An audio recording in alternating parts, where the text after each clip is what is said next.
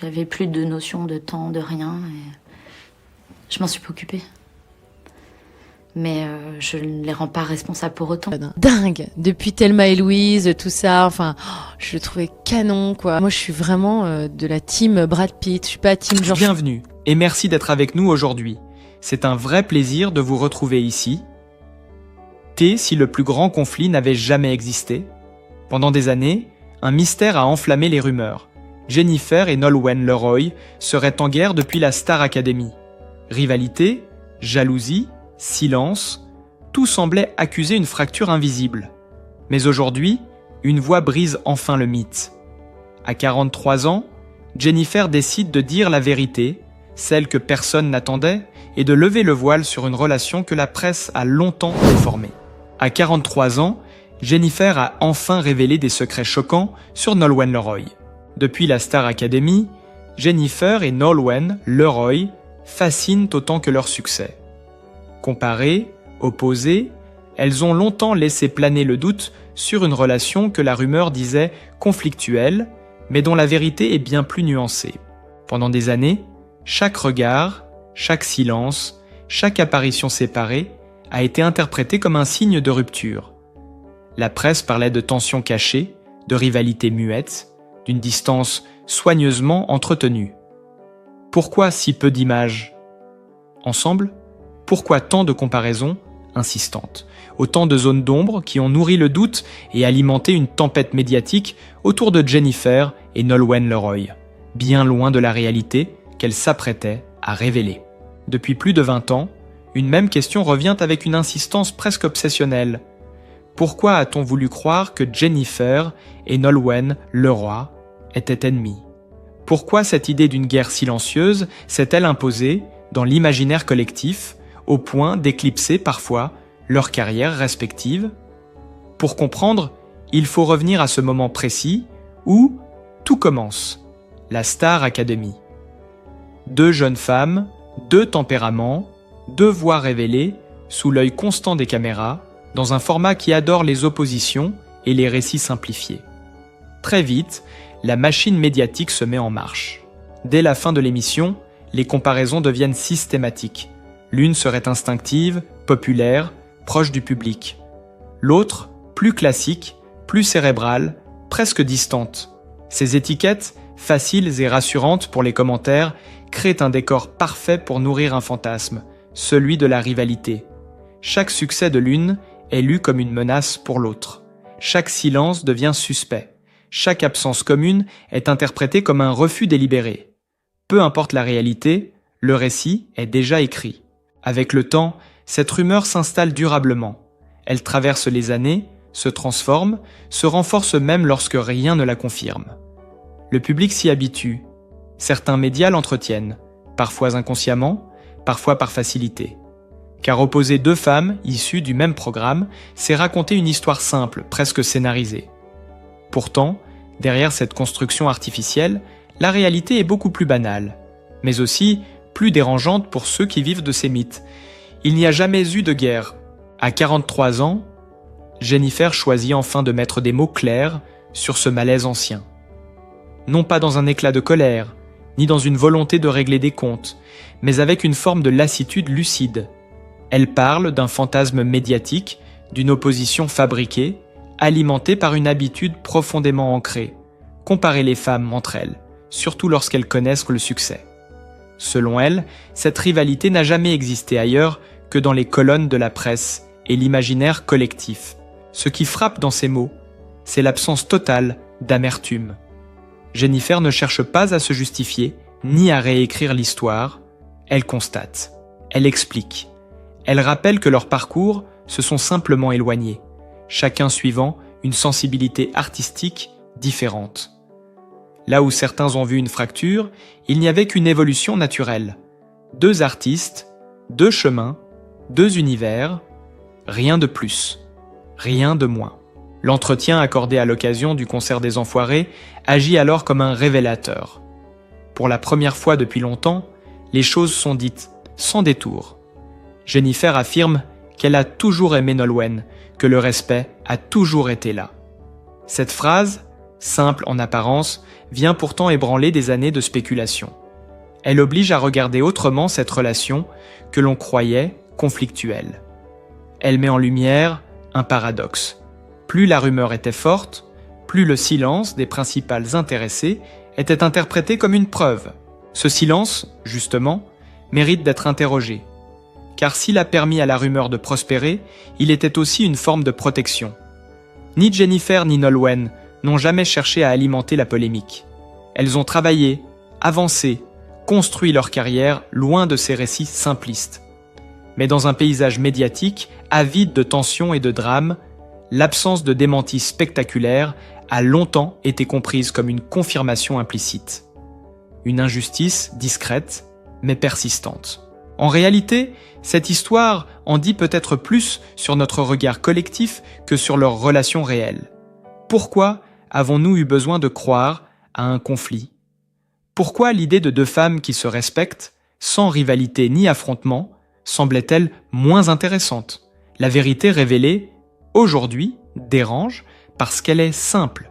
Elle ne contient ni scandale, ni trahison, ni victoire de l'une sur l'autre. Elle parle de respect, de distance naturelle et d'une comparaison imposée de l'extérieur. À travers cette prise de parole tardive, Jennifer ne révèle pas seulement un secret sur Nolwenn Leroy. Elle met en lumière un mécanisme plus large, presque culturel, qui façonne la manière dont on raconte les trajectoires féminines. Une vérité moins spectaculaire que les rumeurs, mais infiniment plus révélatrice. Et tandis que ce voile se lève enfin, une question demeure, suspendue. Combien d'autres histoires similaires avons-nous acceptées sans jamais les interroger ? Mais à mesure que les années passent, la tension autour de Jennifer et Nolwenn Leroy ne s'apaise pas. Elle change de forme. Elle devient plus sourde, plus ambiguë, nourrie par une accumulation de situations explosives où chacune se retrouve, malgré elle, projetée contre l'autre.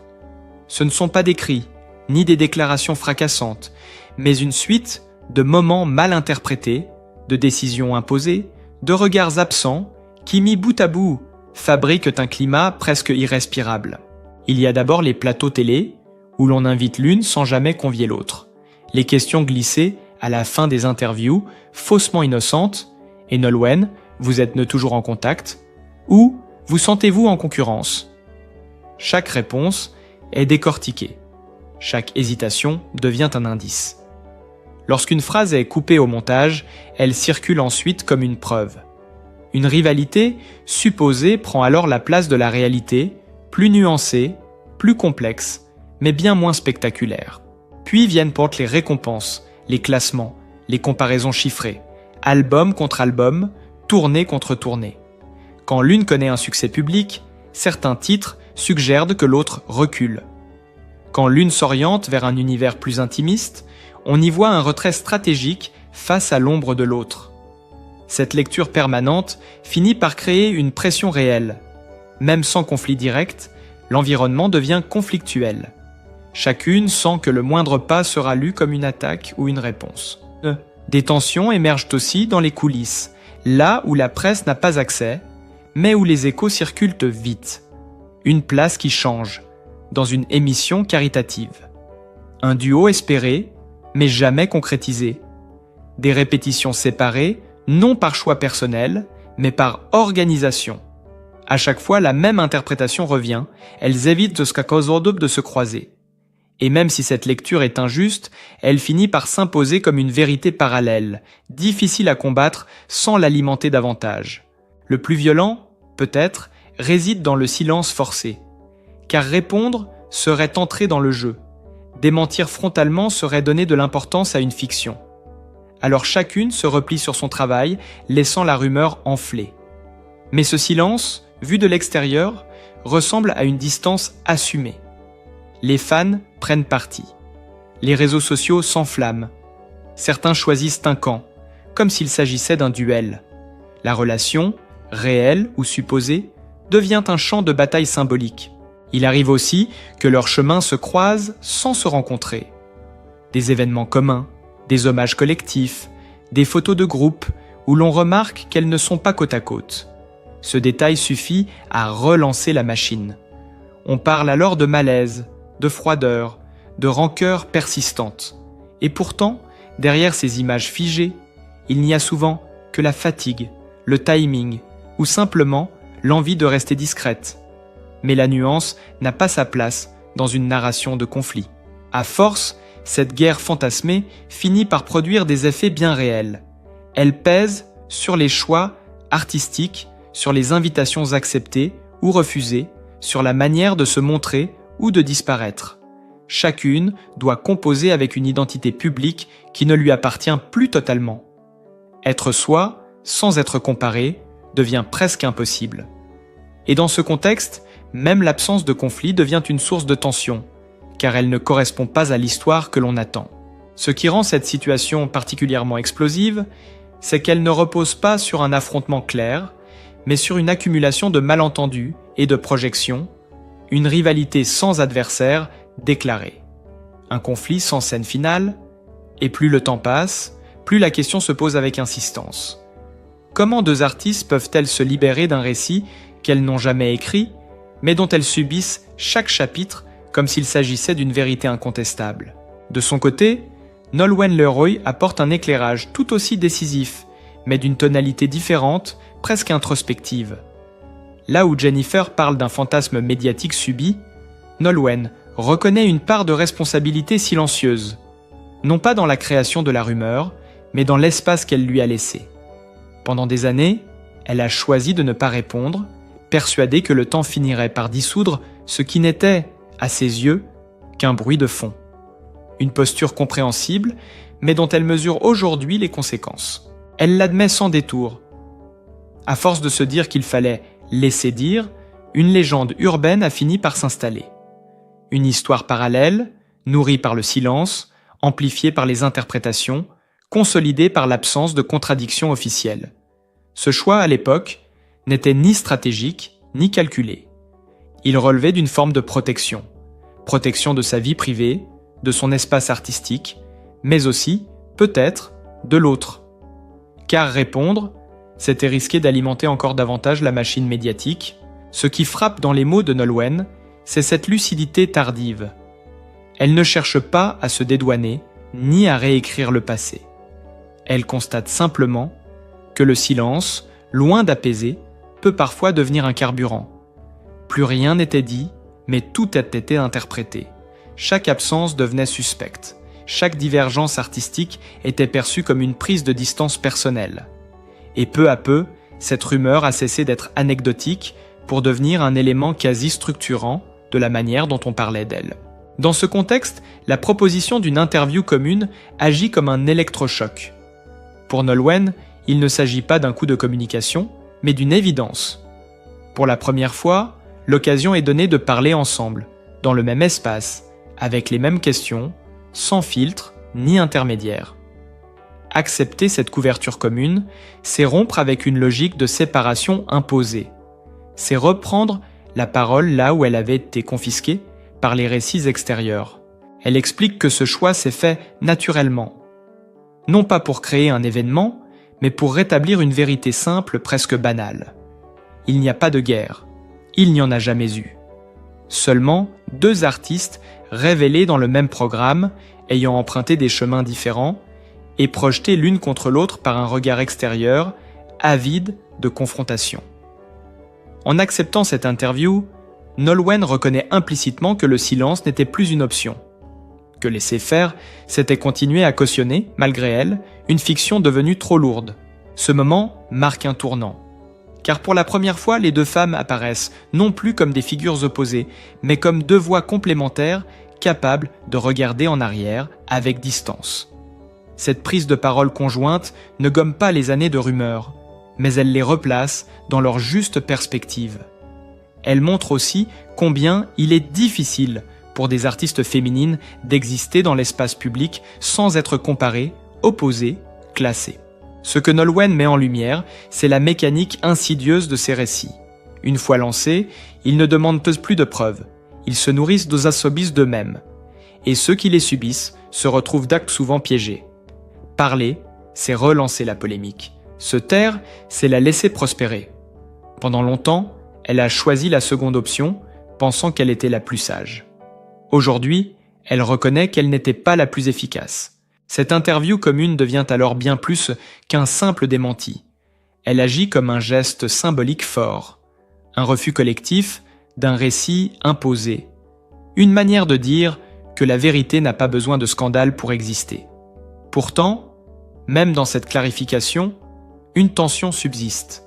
Car si les choses sont désormais dites, elles arrivent après des années de malentendus, de projections, de soupçons, et l'on peut se demander ce qu'il en reste dans les esprits malgré ces paroles enfin posées. Car une question demeure, suspendue, presque inconfortable. Lorsque la rumeur a eu tant de temps pour s'enraciner, la vérité, même claire, suffit-elle à tout effacer? Ou restera-t-il toujours quelque part l'ombre de ce conflit que l'on a tant voulu voir, même lorsqu'il n'a jamais existé?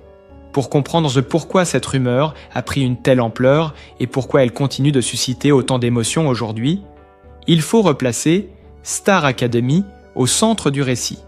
Cette émission n'est pas un simple télécrochet, elle est devenue, au fil des années, un véritable phénomène générationnel.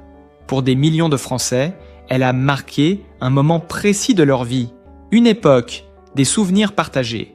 Et ceux qui en sont sortis vainqueurs occupent une place à part, presque affective, dans la mémoire collective. La preuve en est encore récente. La popularité fulgurante de Pierre Garnier, gagnant de la 11e saison, montre à quel point le public reste profondément attaché à ces trajectoires nées sous l'œil des caméras. À peine sorti du château de Damary-Lélis, il envahit déjà les ondes avec son titre « Ce qu'on était », repris, commenté, partagé. Comme avant lui, il devient bien plus qu'un chanteur, un symbole. Mais bien avant cette nouvelle génération, d'autres ont ouvert la voie et ont inscrit leur nom durablement dans le cœur des Français. C'est précisément le cas de Jennifer. Grande gagnante de la toute première édition, en 2001, elle a incarné dès le départ la promesse de l'émission, celle d'une artiste populaire, accessible, capable de traverser les années sans disparaître. Album après album, tube après tube, Jennifer n'a jamais quitté le devant de la scène. 9 albums, des tournées, une présence médiatique constante. Pour beaucoup, elle reste indissociable de cette première Star Academy, celle qui a fait entrer la télé-réalité musicale dans les foyers français. Mais Jennifer n'est pas seule dans cette histoire. La saison suivante a vu émerger une autre figure majeure, Nolwenn Leroy, gagnante de la 2e édition. Son parcours, différent, mais tout aussi marquant, a confirmé que la Star Academy pouvait révéler des artistes aux univers distincts, capables de durer. Là où Jennifer s'est inscrite dans une pop émotionnelle et grand public, Nolwenn a exploré des territoires plus identitaires, plus ancrés, jusqu'à connaître un immense succès avec des projets audacieux. 2 trajectoires, 2 sensibilités, 2 réussites incontestables. C'est précisément cette double réussite qui a nourri, paradoxalement, le malentendu. Parce que toutes 2 ont gagné, toutes 2 ont duré, toutes 2 ont été aimées, le public et les médias ont cherché à les comparer. Comme si la place laissée par l'une devait être prise par l'autre. Comme si l'affection du public était un espace limité, incapable d'accueillir 2 figures d'un féminine forte issues du même programme. Cette logique, profondément ancrée, a transformé une simple coexistence en compétition supposée. Or, ce que révèle aujourd'hui cette prise de parole croisée, c'est que leur point commun le plus fort n'a jamais été la rivalité, mais précisément cette relation singulière avec le public. Être gagnante de la Star Academy, c'est porter une histoire collective sur ses épaules. C'est être regardé, suivi, jugé, parfois idéalisé.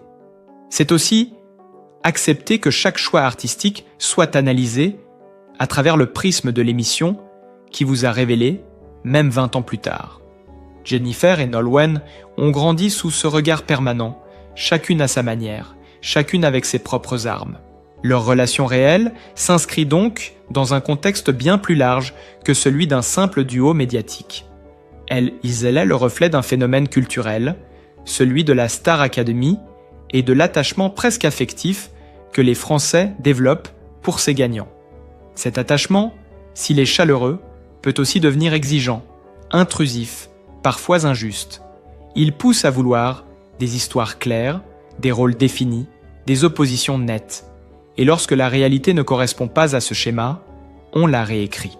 Aujourd'hui, alors que l'émission continue de séduire de nouvelles générations et que l'on s'interroge déjà sur l'impact de la prochaine saison, le parcours de Jennifer et Nolwenn apparaît comme un miroir. Un rappel que derrière les succès nés à la télévision, il y a des artistes qui évoluent, se transforment, s'éloignent parfois, sans que cela signifie une rupture personnelle. Leur histoire commune n'est pas celle d'un conflit, mais celle d'un héritage partagé, parfois encombrant, souvent glorieux. Et tandis que le public continue de suivre avec passion les nouveaux visages de la Star Academy, une question demeure presque inévitable. Avons-nous vraiment appris à regarder ces artistes pour ce qu'ils sont devenus? Ou restons-nous attachés à l'image que nous avons construite d'eux au tout début de leur histoire? Et au bout de ce long chemin de rumeurs, de silence et de projections, vient enfin le temps de l'apaisement. Non pas un dénouement spectaculaire, mais une résolution douce, presque intime. Car la vérité sur la relation entre Jennifer et Nolwenn Leroy n'est ni celle d'une guerre, ni celle d'une réconciliation mise en scène. C'est celle de deux femmes qui ont grandi sous un regard collectif, parfois trop lourd, et qui ont appris, chacune à leur manière, à vivre avec une histoire qu'elles n'avaient pas écrite. Avec le recul, tout semble plus clair. Leur prétendu conflit n'était pas un affrontement réel, mais le reflet d'un besoin extérieur de simplifier, d'opposer, de créer du drame là où il n'y avait que des trajectoires différentes. Deux artistes révélés par le même programme, aimés par le même public, mais portés par des sensibilités distinctes. L'une n'a jamais été l'ombre de l'autre, ni sa rivale. Elles ont simplement avancé, parfois en parallèle, parfois à distance, sans jamais se définir l'une contre l'autre. Ce qui touche aujourd'hui, c'est la maturité de leurs paroles. Jennifer, en brisant le silence à 43 ans, n'a pas cherché à choquer pour choquer.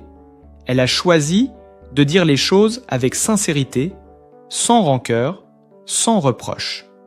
Nolwenn, de son côté, a reconnu que le silence avait laissé la place à une légende qu'elle n'avait jamais voulu nourrir. Ensemble, sans se mettre en scène, elles ont rétabli une vérité simple. Le respect a toujours été là. L'estime aussi. Et parfois, c'est déjà beaucoup. Cette histoire nous rappelle quelque chose d'essentiel. Derrière chaque rumeur persistante, il y a souvent des êtres humains pris dans un récit qui les dépasse. Le silence n'est pas toujours un aveu, et la distance n'est pas toujours un conflit.